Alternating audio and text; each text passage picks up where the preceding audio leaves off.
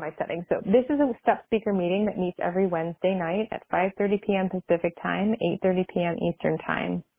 We will study the 12 steps by using the precise instructions out of the Big Book of Alcoholics Anonymous as they relate to us as Al-Anons. Let's get our meeting started.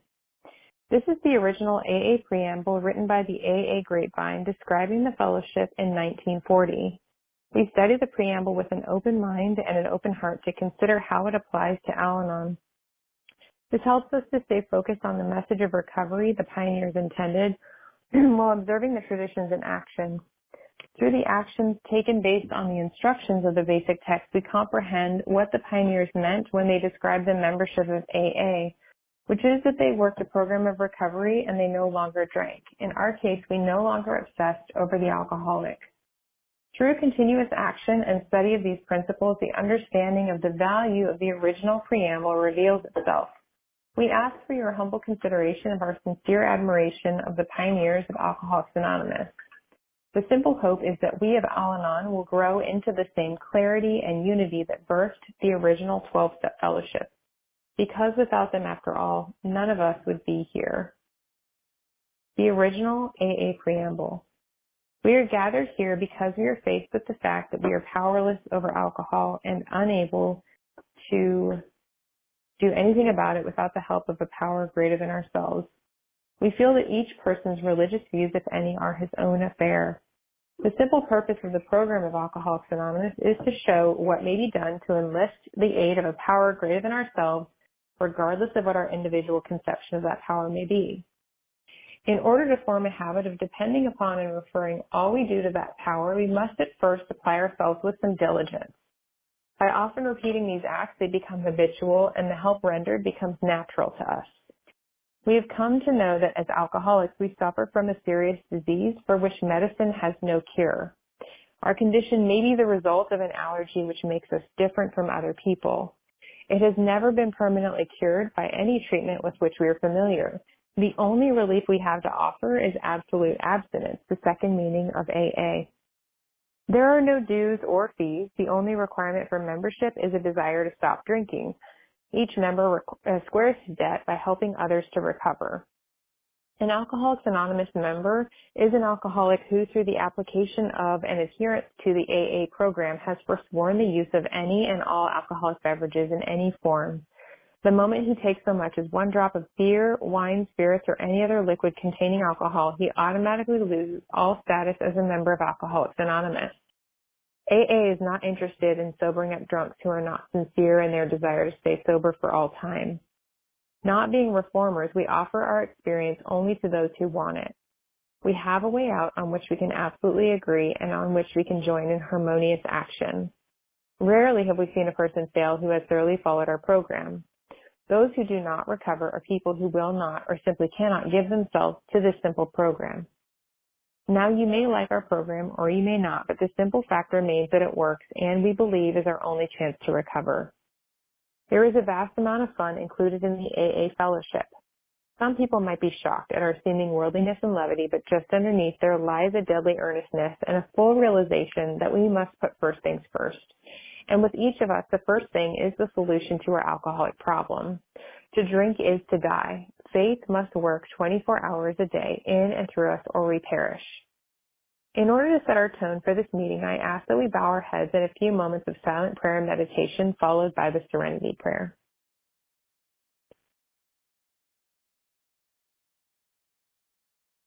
God, grant me the serenity to accept the things I cannot change, courage to change the things I can, and wisdom to know the difference. Thy will, not mine, be done. I wish to remind you that whatever is said at this meeting expresses our own individual opinion as of today and as of up to this moment. We do not speak for AA as a whole, and you are free to agree or disagree as you see fit. In fact, it is suggested that you pay no attention to anything which might not be reconciled with what is in the AA Big Book.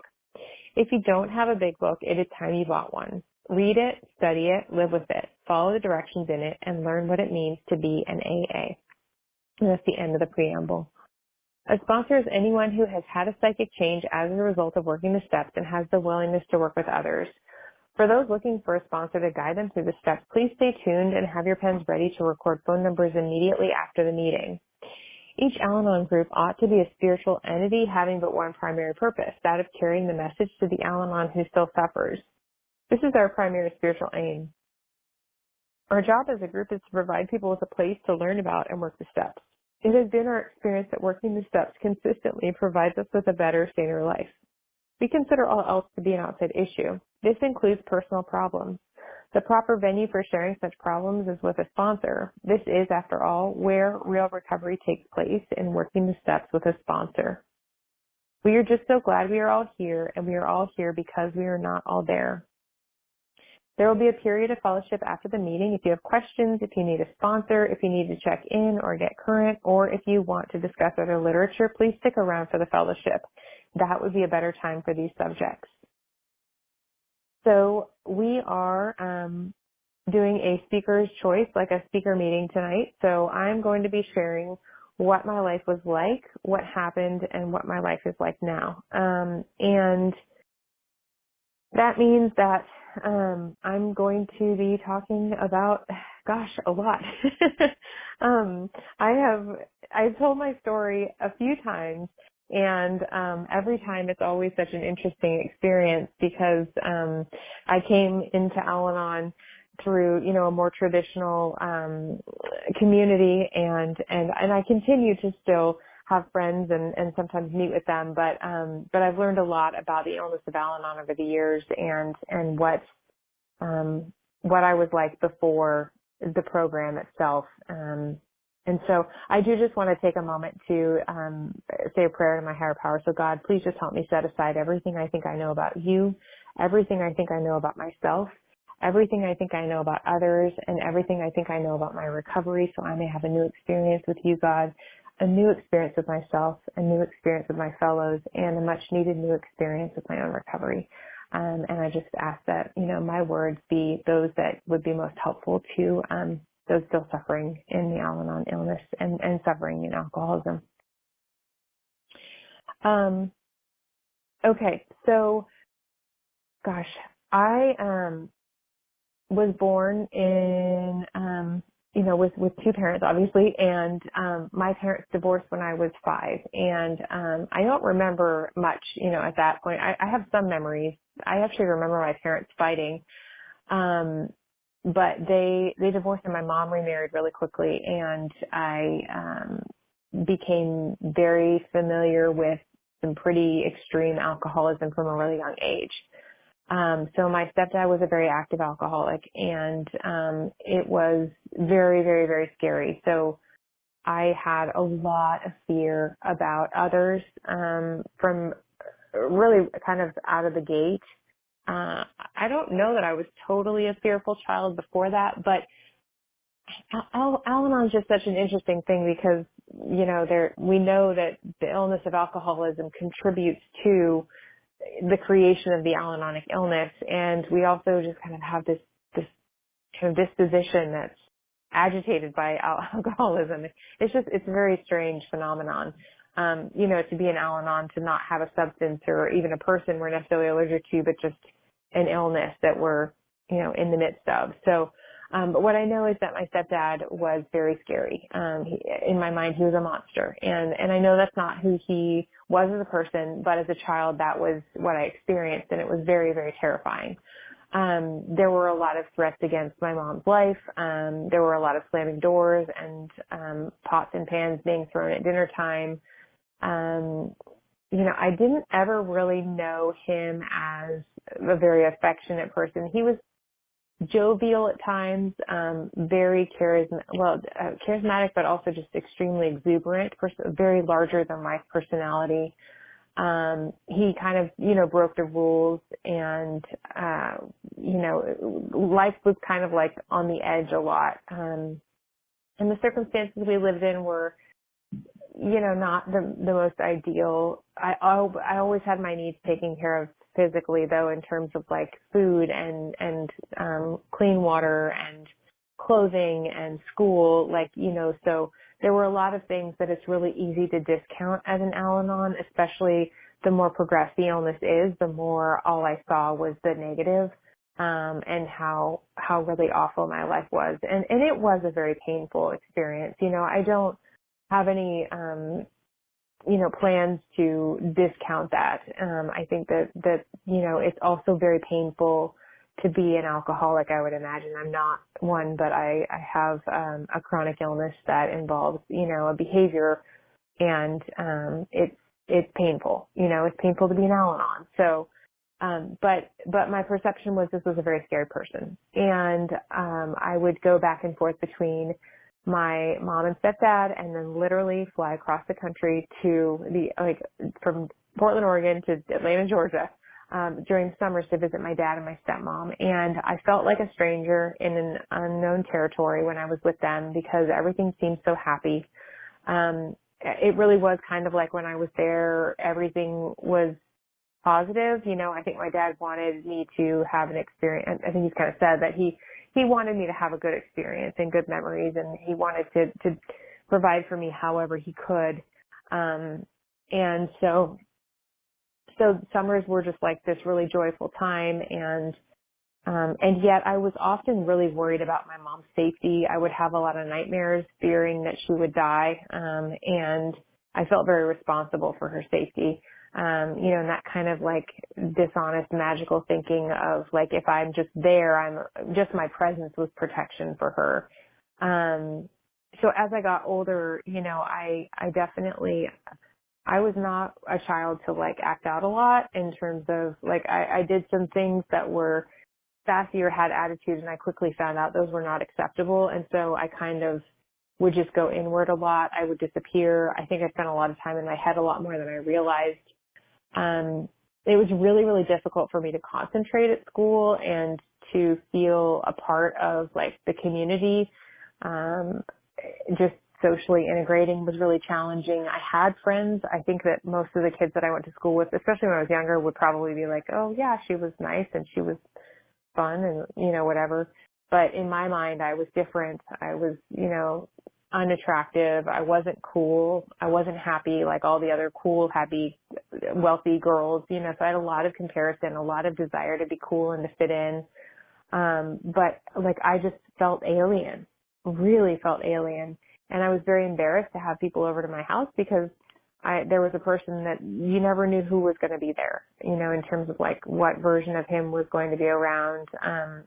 There were a lot of really bizarre acts and activities and things that I knew were weird, but, it's really common to kind of discount them and brush them off.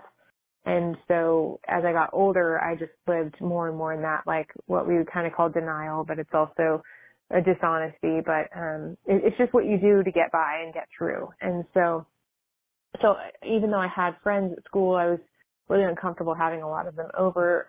So sleepovers weren't really common, or just play dates and things like that. And I really didn't play much either. Like, I often recall the fact that it was kind of like I was allergic to fun. Like, even when I would go to visit my dad, especially as I got older, they'd be like, go play outside. I had siblings there, and was basically an only child until I was 8 at my mom's house. And so it was this like weird territory of having to like share and enjoy things like playing bikes and jumping on trampolines, and like, it was almost painful. For me, like, getting out of bed in the morning was like, I just wanted to stay in the comfort of like the comforter, like all the time, because even the air felt prickly on my skin. Like, life was just really, I was like a walking raw nerve. So I didn't have the desire necessarily to control the alcoholic, but I definitely had a story about him. And I also was very aware of the fact that my mom seemed to change when she would drink wine. And so I did try to, like, oh, I thought you were, she would say, like, I'm just going to have one glass, and so I did start to develop an awareness about, like, how many glasses of wine she was having. And when, like, she and my stepdad would go out on certain, a lot of times on Friday nights, and, I would be, like, terrified they weren't going to come home, but part of me secretly, it's, like, so hard to admit, but, like, kind of wish they wouldn't, because it was just so scary. But I was terrified that they weren't going to come home, and it was normal for me to be in a state of fear and terror about their safety. And also then once they came home, the knots that would tighten up in my stomach knowing they were home and having to deal with and be around them in their altered states. So that was, really largely my childhood. And I became very perfectionistic. I was really very particular about a lot of things that were kind of granular in life. Like I could throw a fit about like a bump in my ponytail or not having my socks scrunched correctly, As I got older, it was harder for me to concentrate in school, and I talked a lot. That was like a common feedback I would get, like Erin's great, she's smart, but she talks too much in class. And so I had a lot of just like nervous energy, and yet I didn't know how to play. I didn't really enjoy playing. I did some sport-like activities, but I was really quick to like bail on them when I would get uncomfortable, which was kind of always because, I just had a story about what everybody was thinking about me. And, the whole world had this really dark haze about it. It was very difficult to trust anything around me. So I did a lot of moving around in my childhood. And I think, part of that is that kind of like early development of the geographic cure, because I would quickly have these kind of fantasies of like, well, being at my mom's, I'm really scared and I'm thinking about how wonderful summer times were. So I want to try living with dad. And then I would live with dad for a little while and I would miss mom, and mom would be, I'd have nightmares about her safety, or she would be emotional on the phone and I'd feel responsible for her happiness. And so, I would go back, or I would just be uncomfortable in the kind of quote more normal lifestyle. And so it was more comfortable for me to go back into the chaos of the familiarity of an active alcoholic home. What I now know is that there was a lot of active alcoholism all over the place. It just wasn't as obvious as the one, but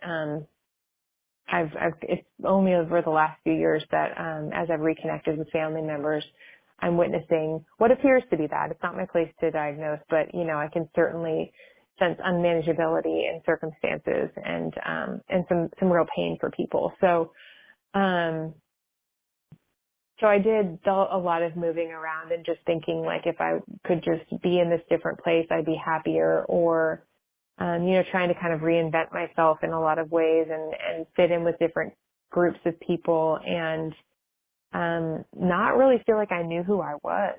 It was, where I came from was to me embarrassing and so unstable and unsteady.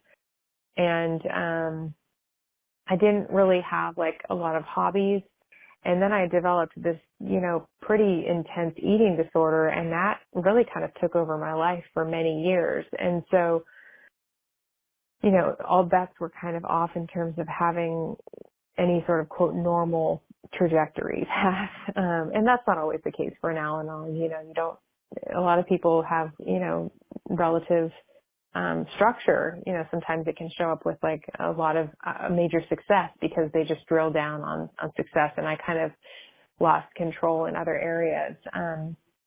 So when I look at my history, particularly in romantic relationships, most everyone that I was with, was using substances or alcohol to some extent.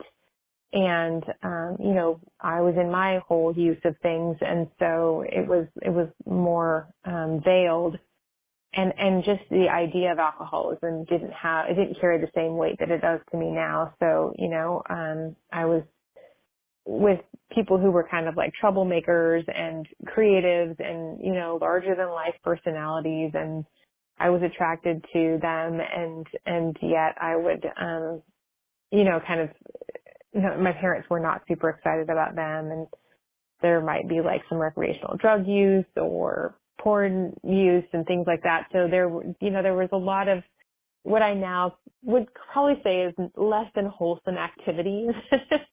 But that's what I was attracted to. I was also attracted to people who were, stable, relatively quote normal people, but I didn't know how to show up in those relationships. So whenever I had the opportunity to be in one, I would quickly kind of implode. I literally didn't know how to be with someone if I wasn't in some way like helping them to be better, or kind of a romantic object of affection, or, I didn't know how to have conversation and to just like have a personality and be an independent person. It was really just kind of like, how can I sort of cloak myself in this like coupledom or this relationship. And so it was never conscious, but just looking back on it, seeing that thread. So, I started going out with boys at a pretty young age, and it was pretty much consistent. Like I was just kind of leapfrogging in different relationships, and there was a lot of dishonesty in a lot of them on my part, and I've had to kind of address that in a relationship related program, but there is a thread of my attraction to people who have substance use realities.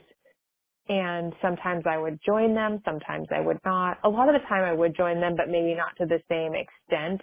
So I would really resent like one person that I was with for many years, and we were even engaged, even though like in my gut, I really wanted to leave the relationship pretty early in, but I didn't know how to.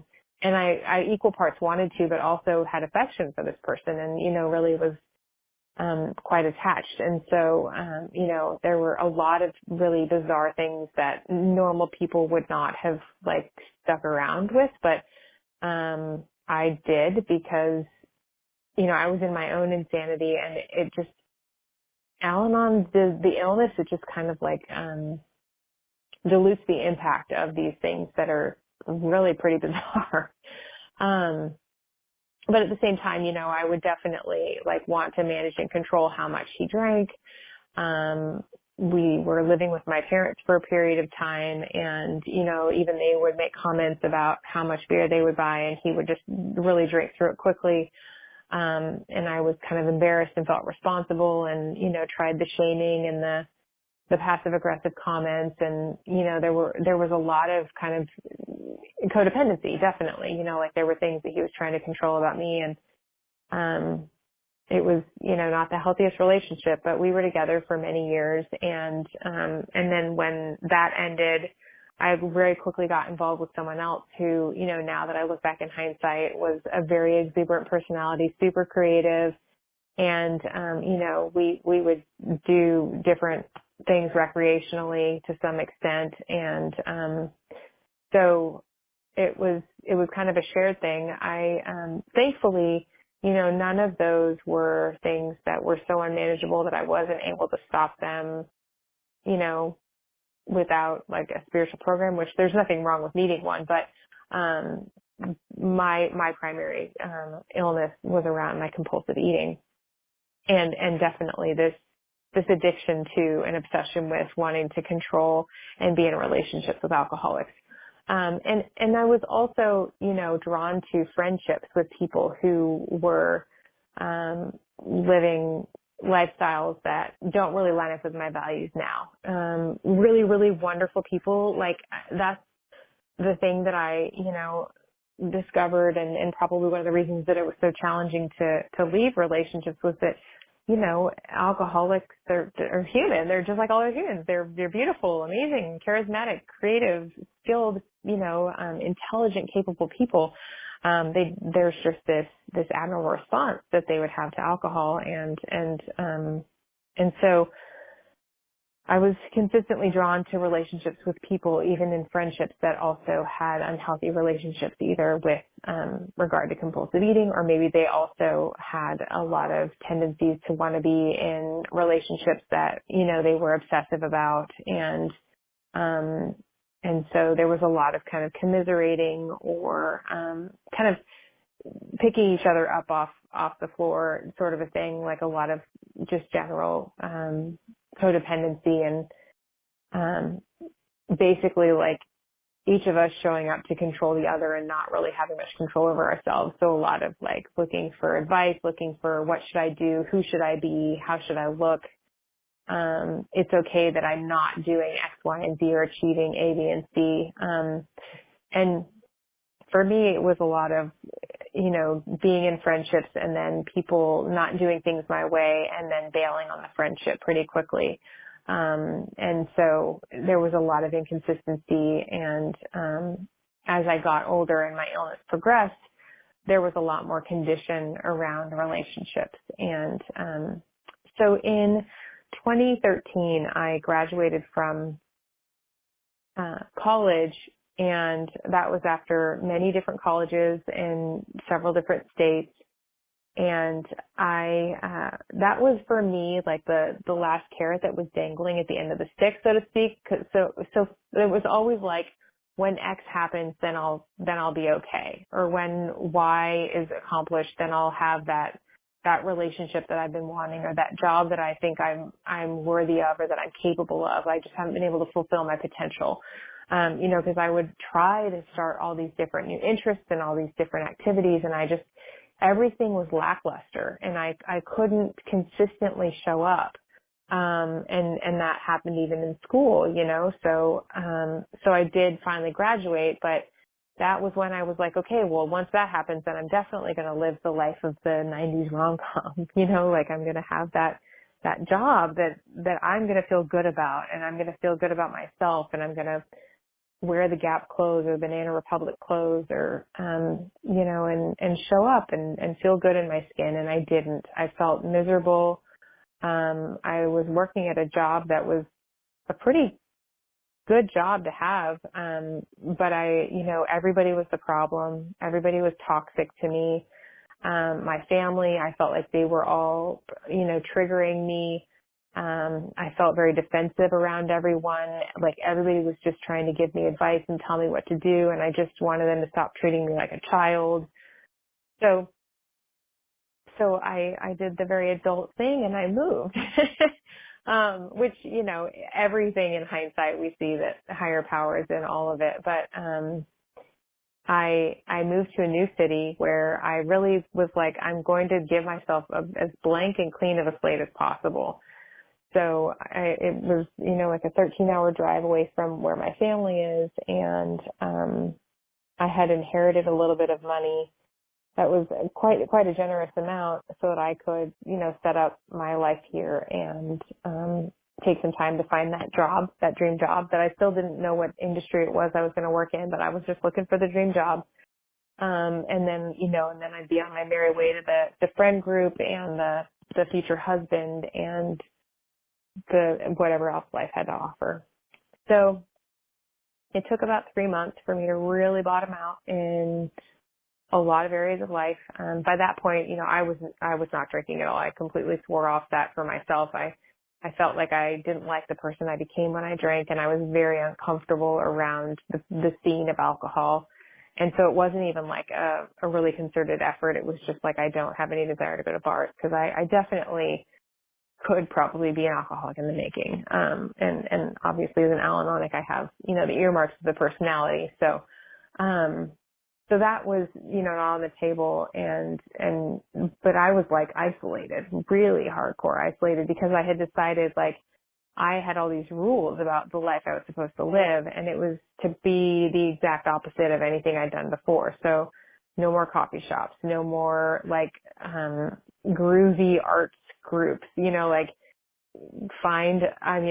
I started getting involved in like the junior league and all of these like benevolent nonprofits, and not that there's anything wrong with them, but I remember people being like, that just seems a little kind of okay, you do your thing, and I really, my heart is there. Like I want to have a positive purpose and all of that. And I even did like a year with like a nonprofit domestic Peace Corps when I was in my teens, so it's not like that wasn't my heart, but, I felt very out of place, like super out of place. But I was like kind of convinced that was what I was supposed to do, because it was the vision and dream I had for myself. And I really wanted to make something of myself. And it's making me think of a part in Bill Wilson's story. He's the co-founder of AA. And like I was a part of Life at Last. And I can tell you, I never really felt a part of Life at Last. There were a couple times. I do remember one time walking around my neighborhood, and I live right up against a fairly affluent area, and it's lovely to walk in, and the houses are beautiful. And I like talked to one of the neighbors, and she talked to me like I was one of the residents of the neighborhood and not living in the condos or the apartments at the end of the road, kind of a thing. And I remember thinking to myself, like, I'm in, and then at the same time thinking, God, I feel like such a fraud, or like how shallow, like all the thoughts that come with that sort of quote unquote achievement. And I actually now believe that it's a wonderful feeling to feel a part of a group, regardless of whether it's one you aspire to be a part of or not. But the illness of Al-Anon is that there's this constant sense of being a fraud, because there is all of this icky gunk stuff going on, like the stories about what people are thinking about me and judging everyone and putting up walls between myself and everyone else, and definitely without knowing it at the time, trying to decide whether or not people were alcoholic. I had no idea I was doing that, but with almost everyone, I was really kind of coming up with a story. And it's funny because I live in a city where it's actually one of the top drinking cities in the country, and I had no idea. And so there's a very big population of AA here. I don't know how much of it is primary purpose necessarily, but a lot of people come to this city to recover, to get better. That's what I've heard. And so it's just kind of funny that that's where I would land. But, so yeah, this feeling of just wanting to fit in, and that's not what ended up happening. I ended up getting a job through some people that I did meet. I was terrified of like listening to music I enjoyed, watching TV, like anything that gave me pleasure I thought was bad. Like I just started creating all of these really, really intense rules. And so people were getting scarier and scarier because of isolation. My stories were getting louder and truer about what people thought of me and how everybody was emotionally unsafe. I thought that people were spiritual threats. And I didn't grow up around religion at all, but I had a really strong story, through line of story about spirituality and religion. And so, and I do think I had some inspiration at times. But anyway, so I ended up making my rounds between many different therapists and psychiatrists in the town because I had also gone to therapists throughout life. My parents put me into therapy early in life because I was having symptoms that, nobody could figure out why I felt depressive or why I had these storm clouds of self-hating thoughts, just kind of out of nowhere, so loud. It was like I couldn't sit still and concentrate. I couldn't shut off my mind. I remember one woman early on in recovery saying, wow, you've got quite a committee there in your head, and it's really that is kind of the state of mind that happens as an Al-Anon. So I actually do want to read the bedevilments because they were not read to me when I first came to Al-Anon, but when I read them, they definitely describe for me the illness. It's on page 52. It says, we were having trouble with personal relationships. We couldn't control our emotional natures. We were a prey to misery and depression. We couldn't make a living. We had a feeling of uselessness. We were full of fear. We were unhappy. We couldn't seem to be of real help to other people. And all of those, I can check all of those boxes, without any problem at all. And that was how I lived. And I also just had this really intense belief that I had some sort of spiritual power, that isolation really can get to you. And so I remember calling an ex and being he had his own kind of life challenges. And so I, had already gone through the period of helping write his resume for him, trying to get him motivated to get a job, all the things. Never did he ask for those things, but I knew he wanted them. It's just in acceptance is the answer. I knew you wanted to be perfect just like I did or something like that. So, and calling him and being okay, be open and ready for, I'm going to be sending you spiritual energy and this, all of these ideas about this power that I thought I had. Meanwhile, I was going to a psychiatrist and therapist because I felt totally crazy. And so, I was absolutely having panic attacks at times. I, just really was unhinged. And so a psychiatrist recommended a different 12-step program for my food illness, and that was what really brought me into the community of recovery. And over the course of many years, I landed with a therapist after having worked some approaches to the 12 steps for my compulsive eating illness. And this woman had mentioned a book that was not 12 steps directly, but it was like a daily reader for codependency.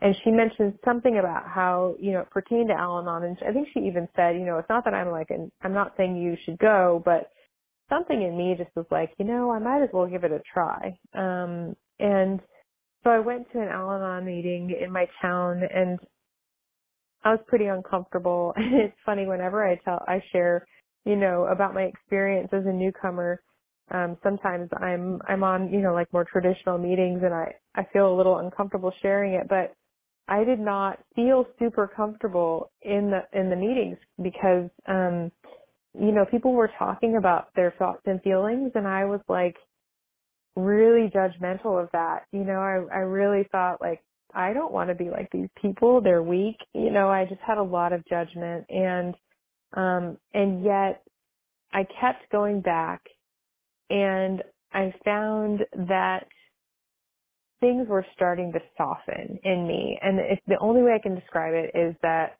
I feel like most of my life was a weird, like a psychological blackout. And so I remembered when I started getting recovery from my other program, I felt like I was coming out of a different kind of blackout where I was like, oh my gosh, so much of my life I don't even really remember. But then it was like this whole other layer of life that I shut down from, like emotionally and then almost just like existentially. And so I'd be sitting in these meetings and I would have like this memory bubble up. And the way I think about it is like literally like a memory that was fixed in a water bubble underneath the surface of the water. And like in the meeting, it would like float to the top, and then it would be kind of like a bubble would emerge from the water itself and float out. And it was like this release, and it was so incredible. And so that was kind of my first experience of, a sort of spiritual shift, I guess I would say. And so I continued to go to meetings, and then I ended up landing in a program of recovery for my food-related illness that was focused on the Big Book of AA. And by that point, I had a sponsor in Al-Anon. She was wonderful. She was very loving and had a lot of wonderful thoughts and ideas, and we would talk fairly regularly. And I hadn't really worked any of the steps. I'd gotten one of the books for working the steps, but it was, kind of a different pace. And I really did need to get pretty settled in my primary program. Well, not primary because they're all kind of equal, but in my illness around compulsive eating, because that definitely was like, still struggling with that. And I remember being in an Al-Anon meeting thinking, well, maybe this is just a character defect of mine that I can treat in Al-Anon. and then of course I got an incredible sponsor in this other program, and she introduced me to the Big Book, and I'd heard about it. I'd read it at times. I'd even tried working it in other approaches that were like a combination style. And I mean, my sponsor was quite scary to me. And the meetings that I went to were quite intimidating. But I also had really and truly been beaten into a state of reasonableness or willingness. And so, as I started to put together some time of recovery in that program, it became really apparent that I was having some really intense obsessions about people. And so I was getting to know my Al-Anon in a whole new way, because I wasn't in touch with family. I wasn't in contact with any active addicts that I was aware of. But I do remember I had started to get like a little bit judgy about people I was working with. Like one guy I knew drank a fair amount, and I had even like pulled him aside and said, hey, I feel like I can smell alcohol on you and it makes me really uncomfortable. Things that I would not do today by God's grace. But so, I was starting to do the behaviors of trying to control other people and pointing the finger and kind of thinking like, if he just wouldn't drink, I'd be okay. Right. Like and I also then started like diagnosing other people and their compulsive illnesses altogether. Like it didn't even have to be drinking. It could just be anything. But, if you had rosy cheeks and you were overweight and maybe a bulbous nose, I was going to start to think you were a drinker, and like that's just what my mind did and does. I mean, it's like, without spiritual help, I'll go back there in a heartbeat.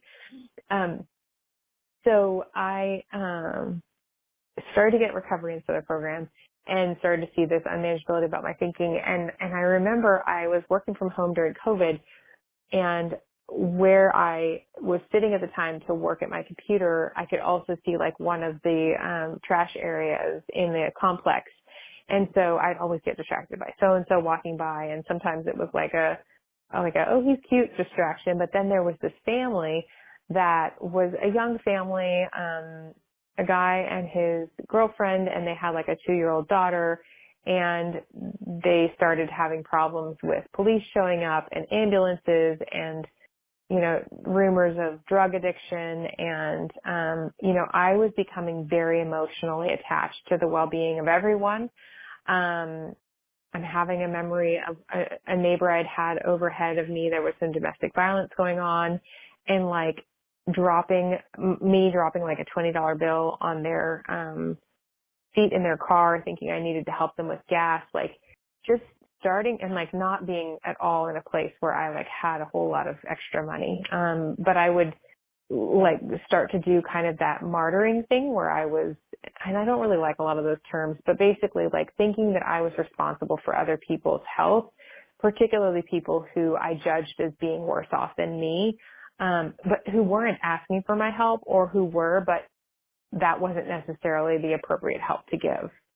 And sometimes it is appropriate. Like it's really not my job to judge, but I have to check in with my higher power, to see like, where am I maximally helpful? Is this something that I'm like taking from a creditor? Is this something where I need to actually put this towards something that's important to me, or, a source of joy, or, a responsibility, my dog, all sorts of things. So I became very attached to this child, and I started thinking, that maybe I was actually responsible for like adopting the child. And I didn't go after that, but that was like a 0 to 60 thought process of like, oh, they're in danger, I'm here to rescue.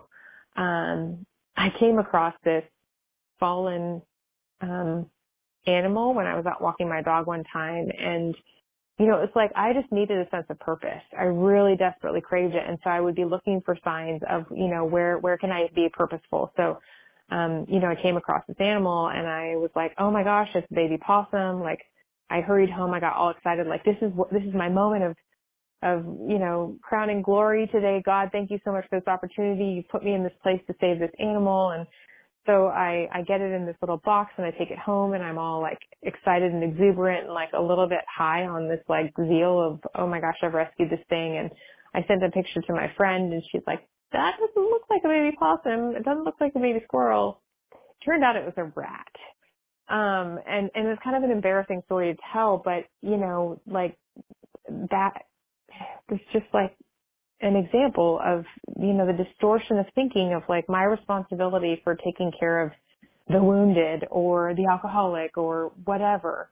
So I started having some massive obsession and unmanageability around controlling others. And it didn't even have to be alcohol. It could just be, getting into an unreasonable argument with my coworker about the lighting settings at work. And just kind of like switching on and off, and, liking people and then just turning and becoming like, I want nothing to do with you. And, you said something that rubbed me the wrong way. People weren't emotionally safe, all that. So my sponsor suggested that I get a dual sponsor, and that was when I connected with a sponsor, and I actually worked the steps simultaneously for chronic codependency and Al-Anon, and really started to, understand, oh wow, I have this thing. And the Al-Anon I still didn't become fully aware of until I got reconnected with family, and because I had a fair amount of recovery, but it was also COVID, so I wasn't around a lot of other people. And so I was going to a lot of, like, a variety of different kinds of meetings, and I was working, a pretty rigorous program in general, and just starting to live in this new way of life. And then I had amends. So part of the process of, working the steps is I admitted I was powerless over alcohol and my life is unmanageable. I can't manage the alcoholic. I can't manage my own life. I can't manage what people do or don't do with alcohol. My life is unmanageable because I have a mind that wants to constantly go back to obsessing about and trying to manage other people in some way, particularly around their behavior, with regard to needing rescuing or fixing or nurturing. And nurturing is an okay thing to do, but, mothering. And then, I came to believe that, I needed a solution that was going to help me. And I had seen that it had worked in this other area. And so, I was willing to apply it for this solution. And so then taking the third step, where I made the decision to actually turn my will and my life over to the care of this power I was going to get reconnected with, that was going to restore my sanity. And so that was, turning my thoughts and my actions over by working the actual steps. And so I got into the steps. And so as I got further into them, I identified all of these different ways that I was looking at the world falsely and really distorted lens. And, I'd hurt a lot of people because of that. A lot of the harm I caused really was by removing myself from the family unit altogether, or just completely excommunicating from a community, on the basis of, like, built up resentment that was based on probably pretty small things, but they were so loud and big for someone like me with a raw nerve propensity or personality. And so, as I got to the steps where I was able to make amends when it was appropriate, I slowly started having these relationships rebuilt. And it really was something that was through my higher power's power, because there was a lot of trust that had been broken. And on both sides, to some extent, but largely mine, theirs of me. And so as I was restoring, and I want to say these were being restored because it was not me. I was just willing and thankfully given the willingness and the ability to put forth the effort, but and the heart desire, like, that was what really started happening, was that my heart started growing like the Grinch. It was so neat. So my mom came to visit, and she was staying with me, and what she does is her business. To my knowledge, she's, not had alcohol in a really long time. And I hope that for her, because it seems like she's in a good place. And so I have a neighbor who had mentioned to me that they were, in recovery from alcoholism, and my mom had gone out to take something out to the garbage or something. And she had gotten caught in conversation with this person, to the point that I didn't see my mom anymore. And it took me about 2 seconds to have come up with the story that this person who, was also sober had started drinking again, and now had my mom drinking, and that they were drunk in the apartment 2 doors down from me. And so, like, literally it was like my whole body changed, my whole thinking changed. And I had enough separation to know it was insane, but not total clarity, because I remember calling my sponsor and just being like, oh my God, this is so real. It was like so close to home, being a family member and having all of the same kind of like thoughts of unmanageability, and just in a millisecond, that's where it went. But thankfully I had a program. And so instead of going and tracking her down or getting into a tizzy and getting angry and like having that story and then being ashamed of the story that I had, so that when she did come back, I, was kind of like tail between my legs, even if she didn't know I had the thought. Like, all that stuff that was going on in my head, I worked my program. And so when she came back, I was able to be like, man, I am crazy as a loon on the basis of nothing. And so, sure, there was history, but there was no reason for me to go there in that moment, except that I am a chronic Al-Anon. And, without spiritual help, I will go down that rabbit hole and then, start reacting and responding to life accordingly. So, that was a really a really wonderful opportunity to see the unmanageability of my mind. And, now for me to recall it and to see like, wow, that's crazy that, God really does restore us to sanity. And I really do need this program. So after working the steps, I got really active in service, and that's really kind of where I live now is, looking for opportunities to help those who are still suffering.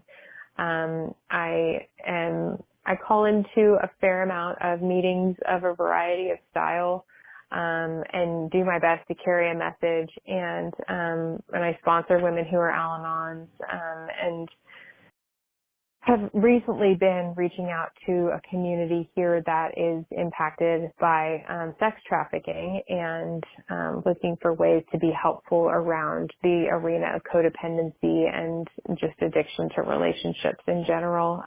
There's a treatment center that I've gone to a couple of times, I think once or twice, that has an Al-Anon meeting there, and just exploring the different ways that I can bring this message to those who are still suffering.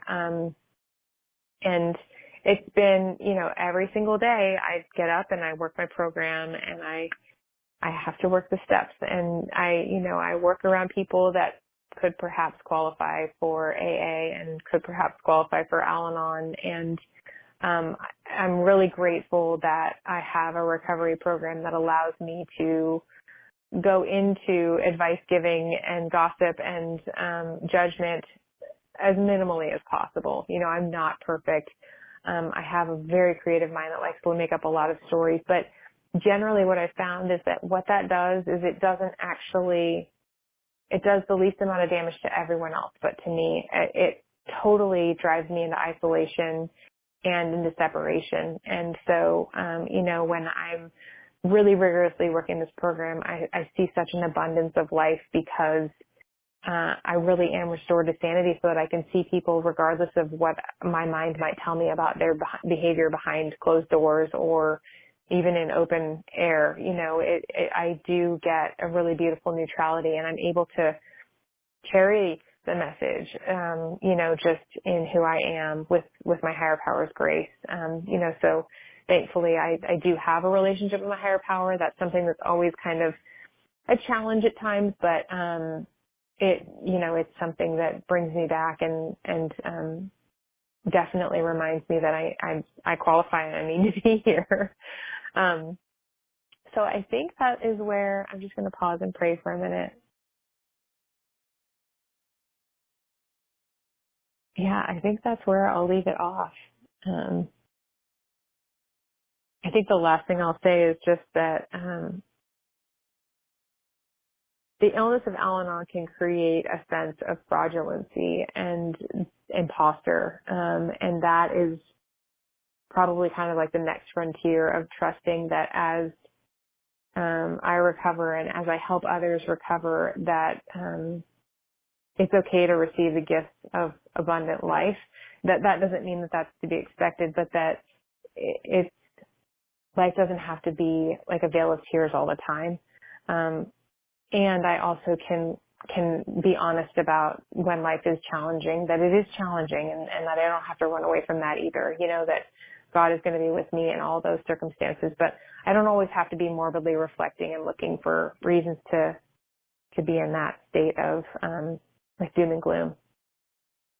But I just pray for balance every day for just how to do God's will. So, all right. So in closing, the seventh tradition, every group ought to be fully self-supporting, declining outside contributions.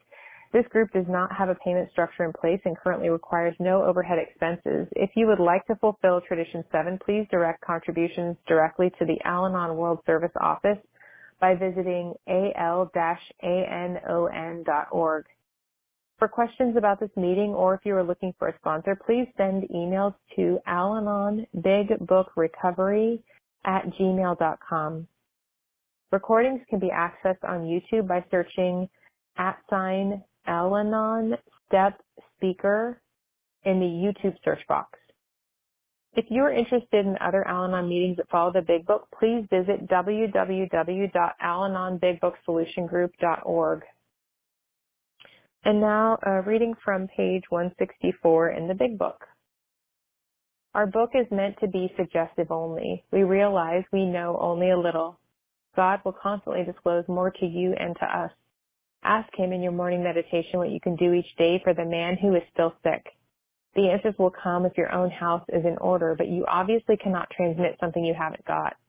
See to it that your relationship with Him is right, and great events will come to pass for you and for countless others. This is the great fact for us.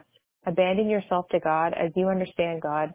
Admit your faults to Him and your fellows. Clear away the wreckage of your past. Give freely of what you find, and join us. We shall be with you in the fellowship of the Spirit, and you will surely meet some of us as you trudge the road of happy destiny. May God bless you and keep you until then. Now let's have a moment of silence for the Al-Anon who still suffers, followed by the Lord's Prayer or a prayer of your own choosing, said in silence.